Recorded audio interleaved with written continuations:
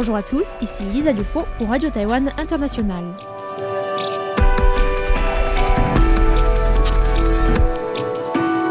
C'est l'heure de la revue Asie-Pacifique, une sélection de sujets d'actualité alternée d'émissions thématiques sur l'Asie-Pacifique.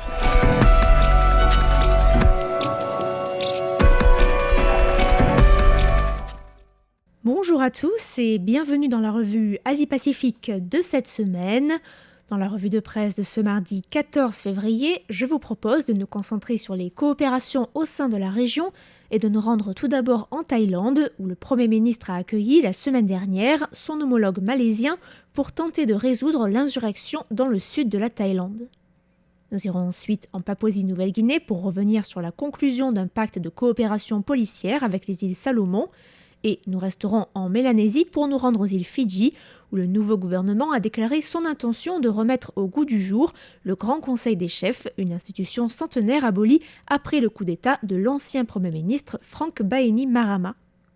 Nous évoquerons ensuite le sujet du rejet de l'eau contaminée de la centrale nucléaire de Fukushima d'Haïti, alors qu'une délégation du Forum des îles du Pacifique s'est récemment rendue à Tokyo pour demander le report de la procédure.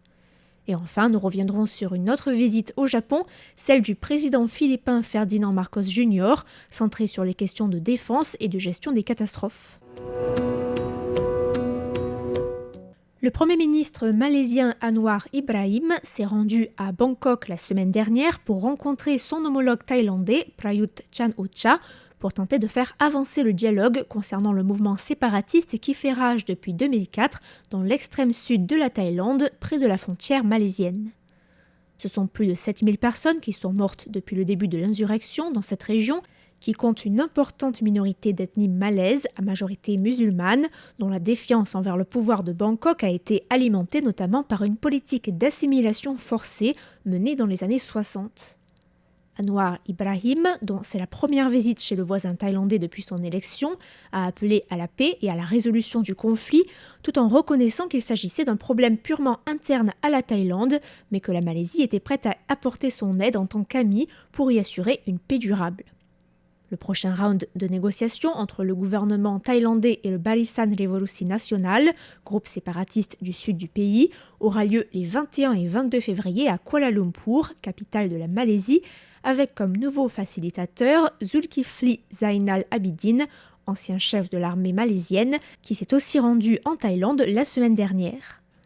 Le quotidien malaisien The Star a aussi rapporté que Anwar Ibrahim et le vice-premier ministre thaïlandais Prawit Wongsunshan s'étaient rencontrés vendredi à Bangkok pour discuter de la manière de développer économiquement cette région frontalière et d'accroître la coopération bilatérale sur la sécurité et le renseignement.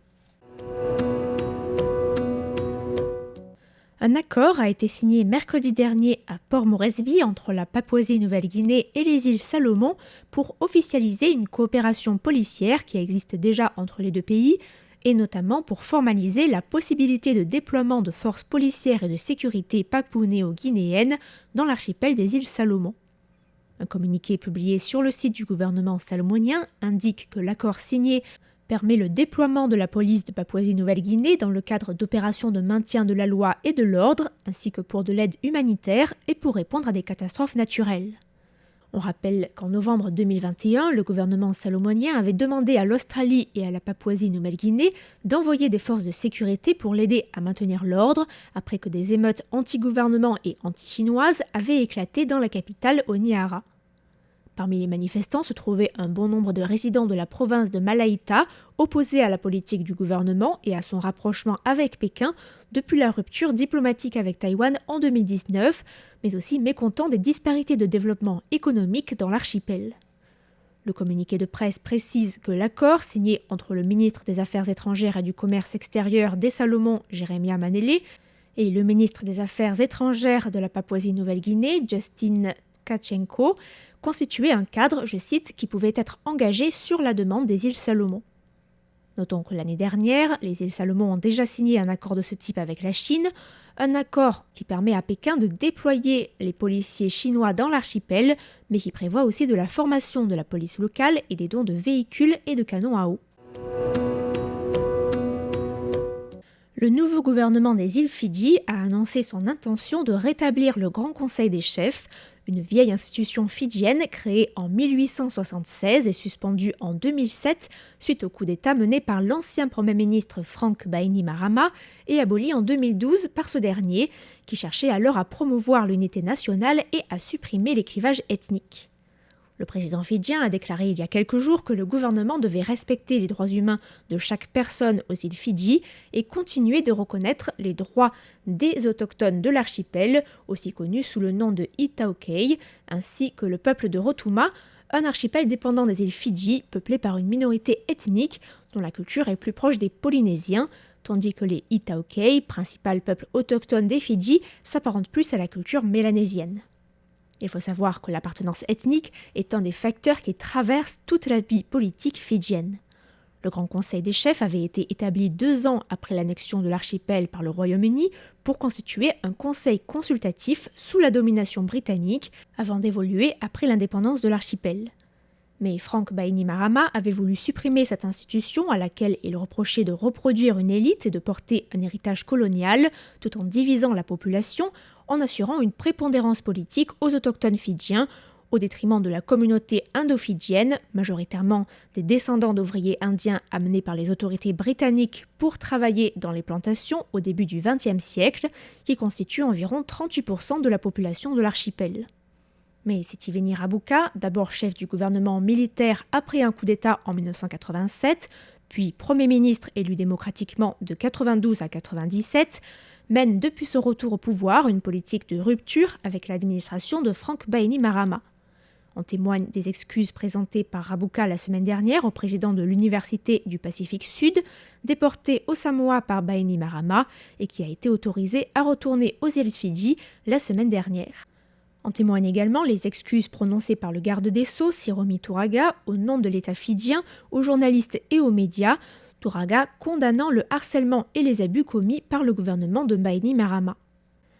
Sitiveni Rabuka, connu pour sa défense des intérêts de la population autochtone fidjienne, avait d'ailleurs mené son coup d'État de 1987 contre le gouvernement de Timothy Bavadra, dont de nombreux membres étaient issus de cette population indo-fidjienne. Le projet de rétablissement du Grand Conseil des chefs s'inscrit donc dans cette volonté d'accorder une représentation privilégiée à la population autochtone, sachant que Rabuka lui-même avait été nommé membre à vie de ce conseil. Le gouvernement devra toutefois passer par un processus démocratique cette fois-ci, en préparant un projet de loi et en le soumettant au vote du Parlement, un processus qui devrait prendre au moins plusieurs mois. Une délégation du Forum des îles du Pacifique, composée de son nouveau président Mark Brown, également Premier ministre des îles Cook, ainsi que du ministre des Affaires étrangères des îles Marshall, Kitlang Kabua, et du secrétaire général du Forum, Henri Puna, s'est rendue la semaine dernière à Tokyo pour rencontrer le Premier ministre japonais et réclamer le report du projet de rejet d'une partie de l'eau contaminée de la centrale nucléaire de Fukushima Daiichi dans l'océan. La délégation s'est rendue au Japon pour faire part des inquiétudes des pays de la région face à ce projet, et le Premier ministre japonais Fumio Kishida a accepté de reporter le début du projet et d'attendre la visite d'une équipe d'experts du Forum qui doit se rendre sur place pour vérifier la sécurité de l'opération à laquelle sont opposés plusieurs pays de la région. Il faut savoir que le gouvernement japonais a déjà reçu un avis favorable de l'Agence internationale de l'énergie atomique et compte débuter le rejet au printemps ou cet été, un projet qui doit toutefois s'étaler sur plusieurs décennies pour pouvoir rejeter au total 1 million de tonnes d'eau contaminée, en partie de l'eau qui a été utilisée pour refroidir le cœur des réacteurs endommagés après être entrés en fusion. Un communiqué de presse publié par le Forum des îles du Pacifique mardi a réitéré des inquiétudes sérieuses quant aux dommages transfrontaliers et aux impacts intergénérationnels, en particulier, je cite, pour les petites îles qui dépendent de l'océan pour leurs moyens de subsistance.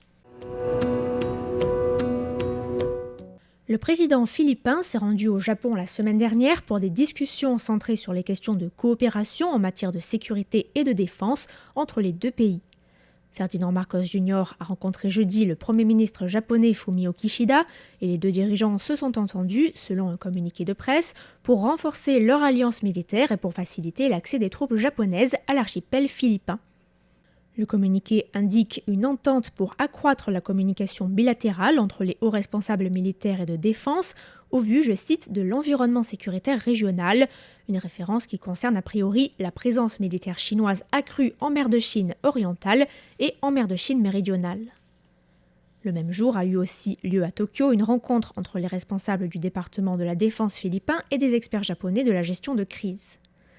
Notons que la visite de Marcos à Tokyo a suivi de quelques jours celle du secrétaire à la défense américain Lloyd Austin à Manille et intervient également dans un contexte politique et militaire particulier au Japon, puisque le gouvernement de Kishida a annoncé en décembre dernier son intention d'appliquer une hausse historique du budget militaire des forces d'autodéfense du Japon.